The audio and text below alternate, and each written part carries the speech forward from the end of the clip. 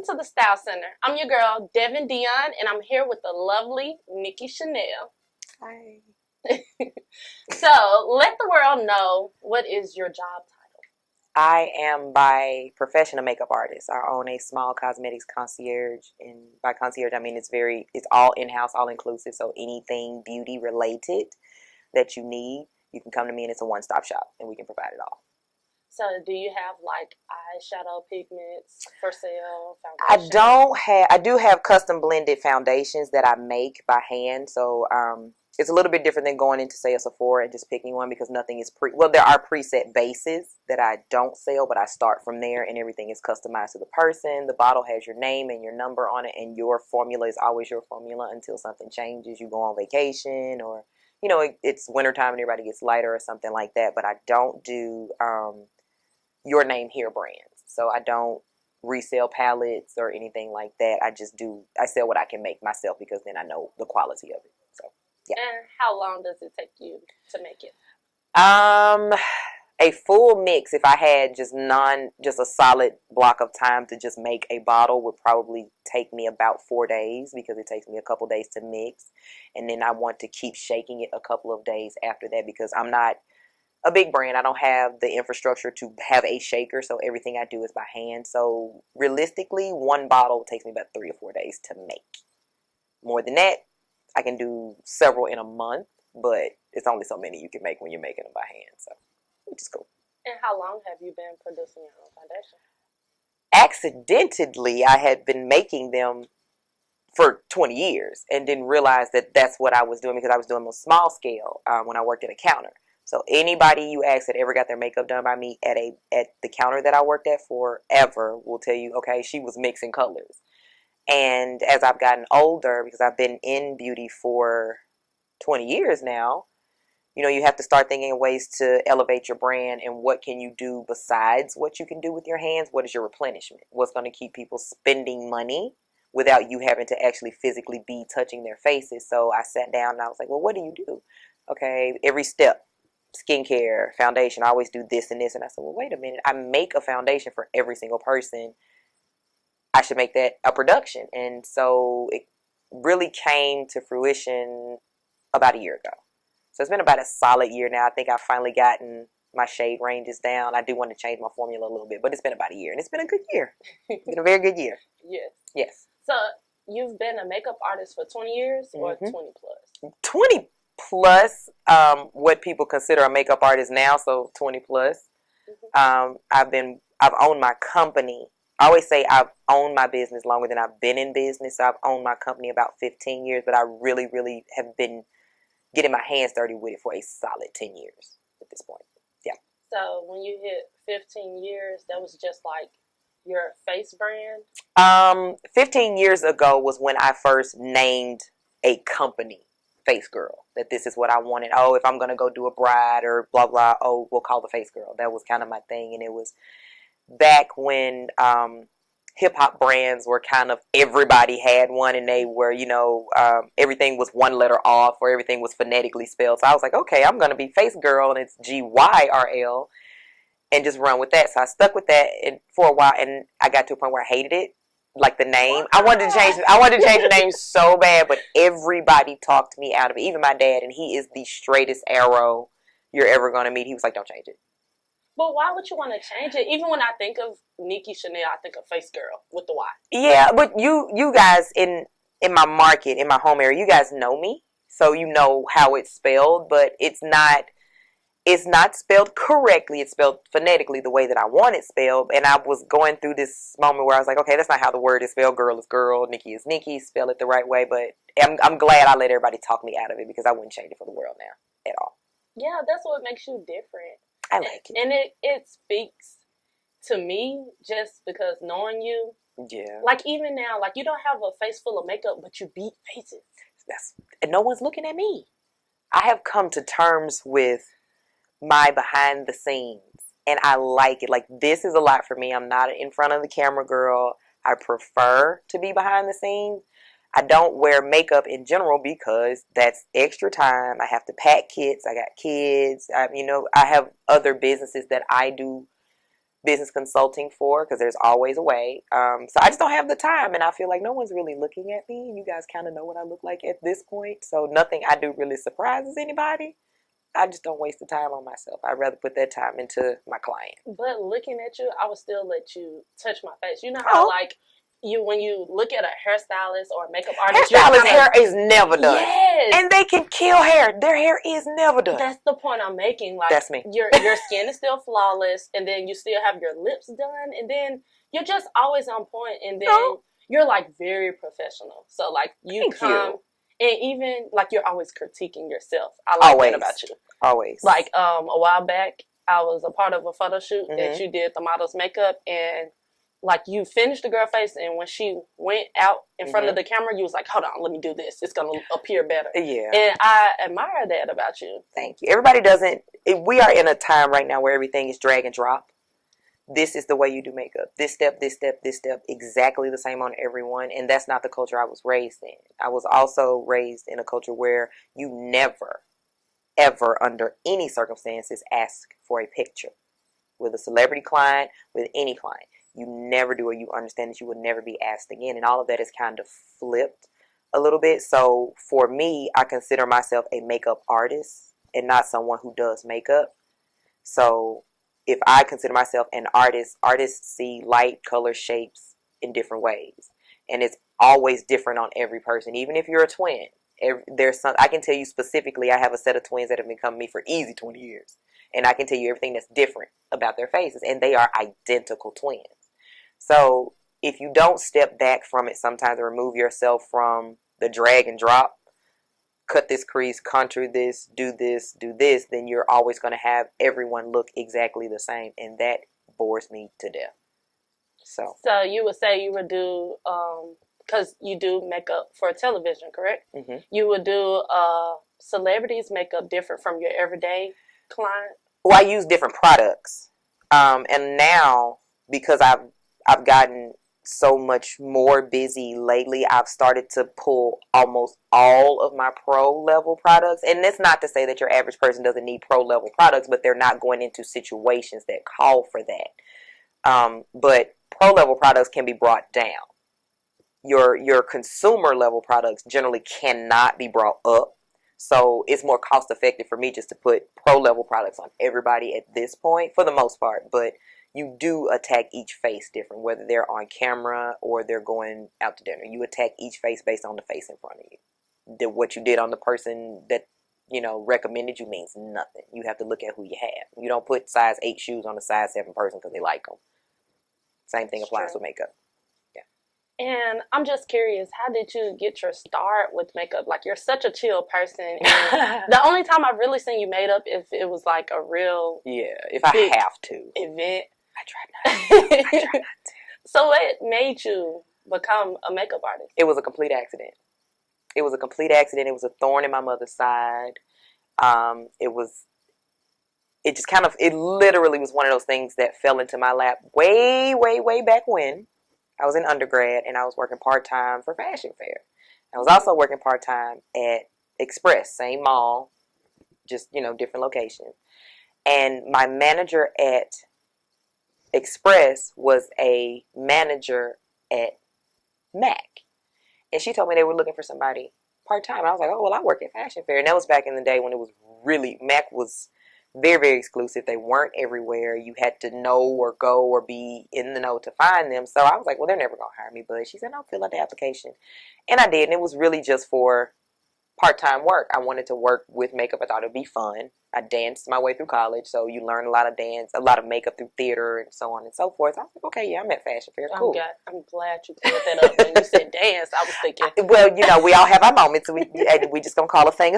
Been there, done that too. Anyway. And so I went and worked, and I went and applied, and her manager, she was a assistant manager. Mm-hmm. Her manager called me back, went to the interview. She called me back again, offered me the job, and they were going to pay me $11 an hour. And you could not tell me that I was not Bill Gates in undergrad with my $11 an hour and 14 hours a week. You could not tell me, but it went. I got the opportunity to train. My other assistant manager was a very successful drag artist, and working under him. My senior manager was Asian, learning Asian eyes from her, My other assistant manager was the palest person to this day I had. She was Swedish and Finnish, white. You could see her veins. Learning how to do her complexion, learning how to cover things on her. So I think I was in the right place at the right time, even though it was a small little town in Chattanooga, Tennessee. So it worked in my favor, but it started there, and I ended up managing that counter, and then I went to Atlanta and worked with them for a little while, and then I came back home. My dad got sick, and I worked here for years, and it just kept going until I reached what I thought was a glass ceiling, and I don't do glass ceilings. So here we are. Yeah. Well, I'm very excited to see you with your magic hands and see the face girl touch. I hate when people do that. Oh my God. Okay. All right. So y'all stay tuned. We're going to see a demonstration from Nikki Chanel. Stay tuned.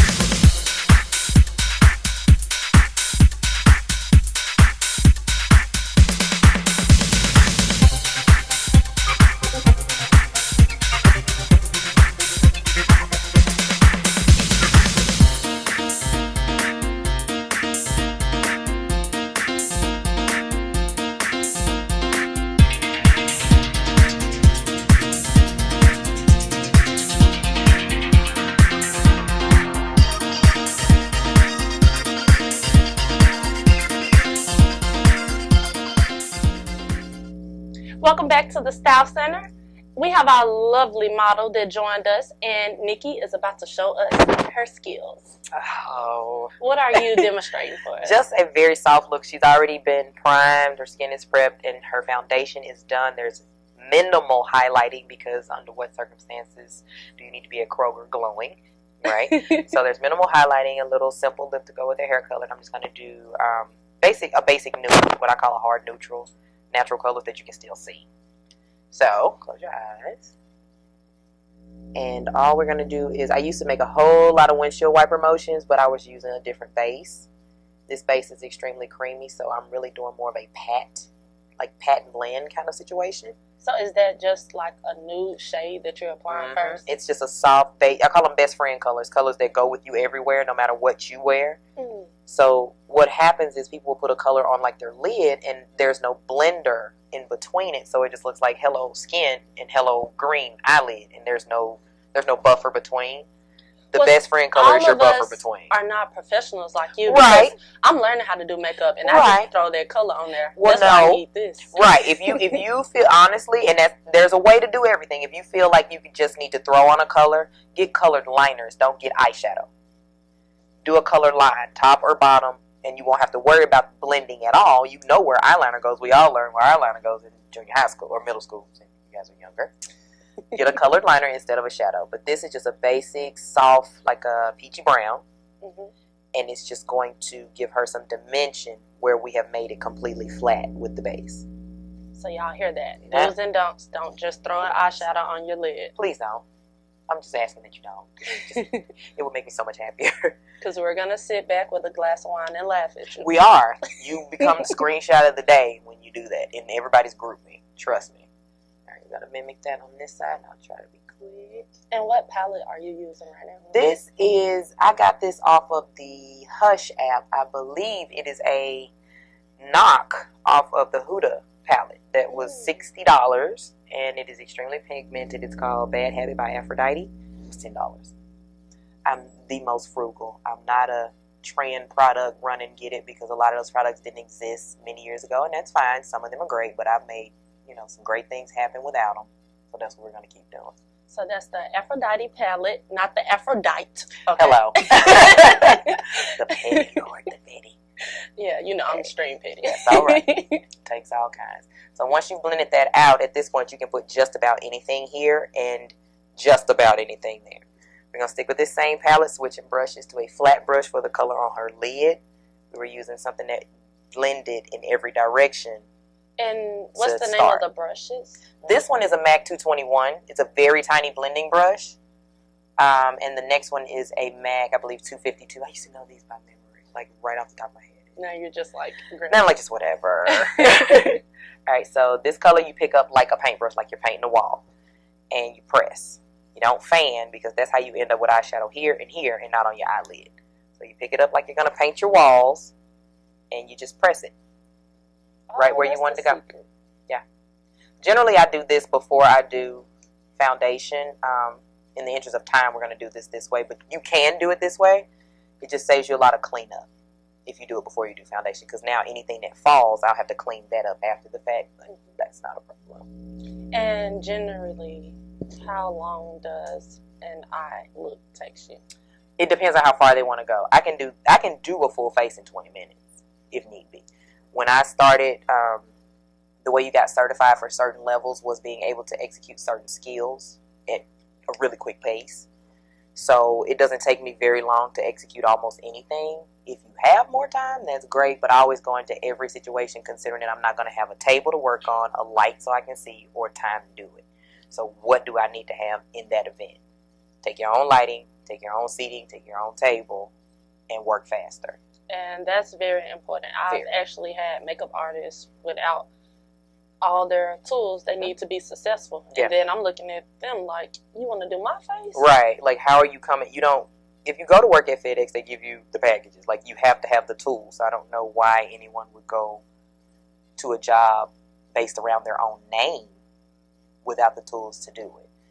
All right, so we switch brushes again. You get to a point where there's a lot of, you do the same thing over and over again, because blending is everything. I don't care how many cut creases you see, nobody wants to look unblended.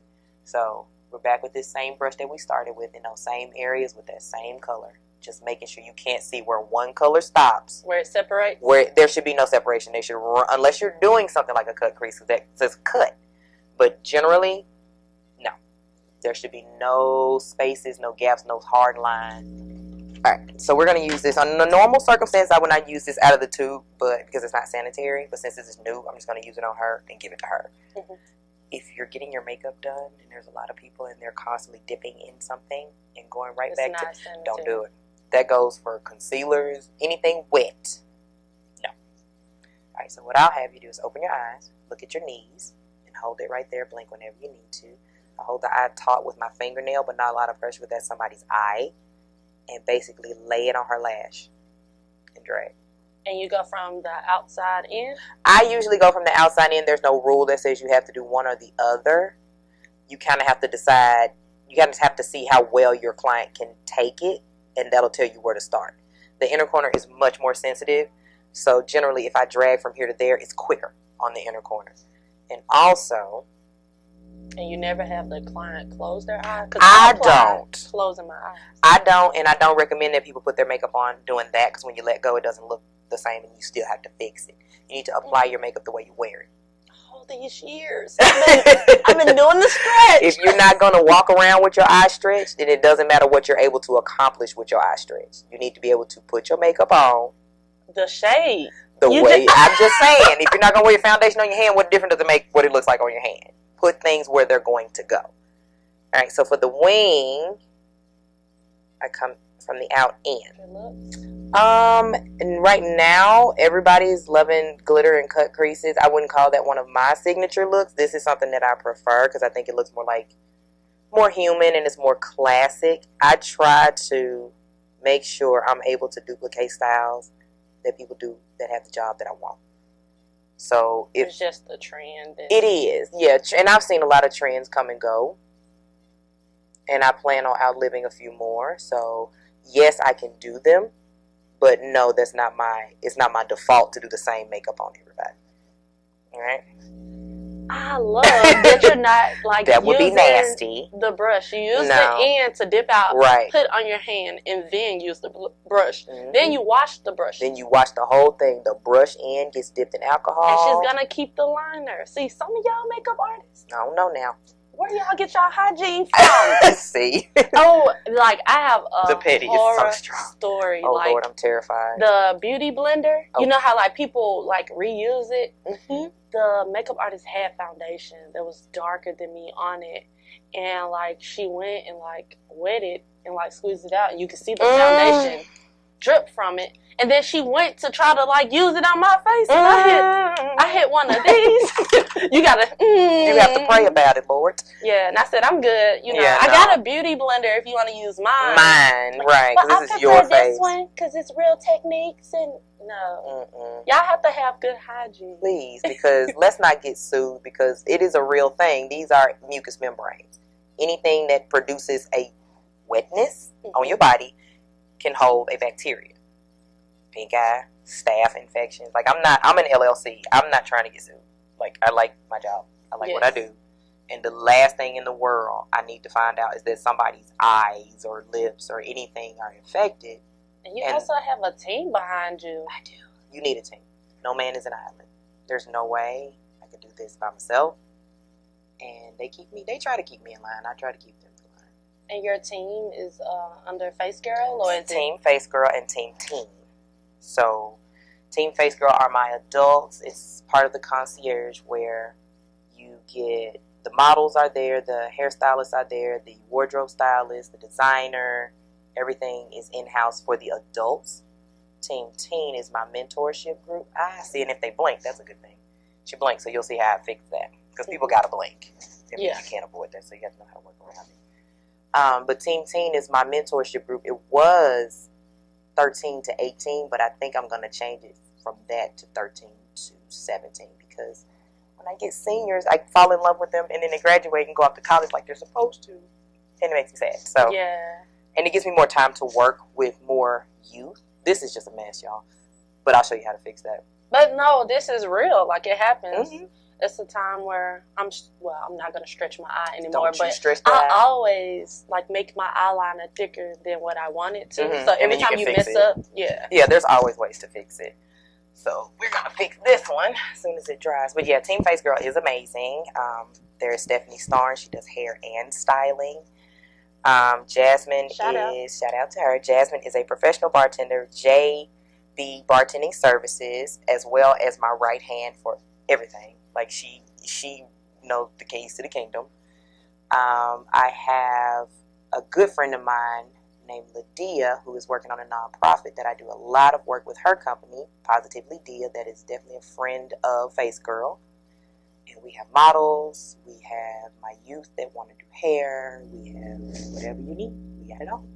Yeah. I love my team. They drive me nuts. But I'm not the easiest person to work for, so. So is that the next event you have coming up? Well, the next event that I know for certain that's going to happen will be World AIDS Day.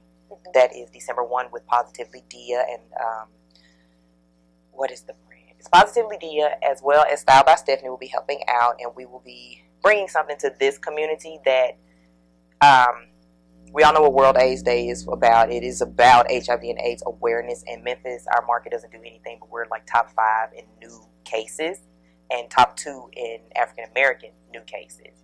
And our city doesn't do anything. And so Positively Dia seeks to change that, and I seek to help her to do it. So that I know is coming up. So I love that you're being active about an important topic, not only with the makeup needs, but just awareness, period. You have to find a way, because what I do is superficial. It's beauty. You don't get a lot of love for it, even though it is artistry in most cases. So you have to find a way to make it tangible for people and to give back.